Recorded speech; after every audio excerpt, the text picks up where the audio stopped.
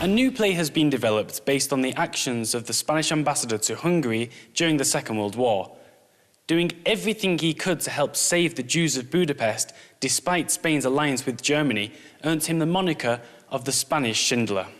Ángel Sanz Briz was a diplomat without much experience.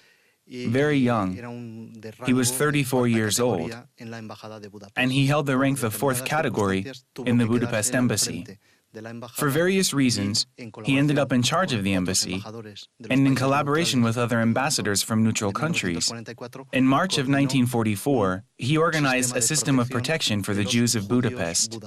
As a result of the tricks he used and his actions, he was able to save more than 5,000 Hungarian Jews.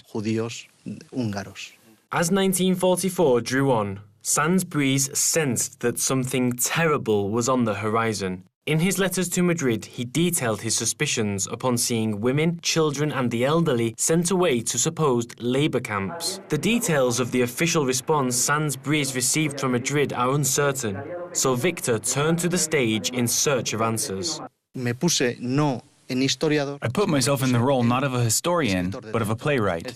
What I mean is that I tried to put myself in the shoes of the characters. What I try and say in my work is that Ángel Sanz Briz, in order to be able to save the Jews, had to ignore the orders which he received and risk his diplomatic career by doing things which went against command. These things could have cost him his job on returning to Spain. It could have earned him a prison sentence or even the death penalty for treason against Spain. With Budapest now under the watch of Adolf Eichmann himself, Sanz Briz took the initiative to start a plan that was as daring as it was ingenious. Using what we would today call a legal loophole, he applied a decree from decades earlier, which stated that all descendants of Spaniards would come under custody of Spain if in danger. He reinterpreted this to apply to the Jews of Budapest, who were indeed descended from the Sephardic Jews expelled from Spain in the 15th century.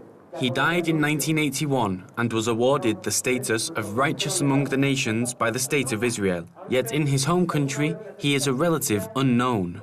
In fact, it is exactly that which first motivated me more than 20 years ago to start investigating to be able to write about this story, because, just around that time, the film Schindler's List by Steven Spielberg was getting popular, about the German businessman who saved around 300 or 350 Jews. And, on the other hand, the enormous contribution which the neutral embassies made in Budapest to saving between 30 and 35,000 Jews is not very well known, and not at all known in Spain. As our memories are not perfect, we often use a single person to represent a set of principles. In this case, Oskar Schindler has become shorthand for all those people on the inside of the Nazi machine who stood up for the Jews just when they needed it, with each one perhaps deserving of their own Spielberg-directed film. This is Paul Walsh for JM1 in Spain.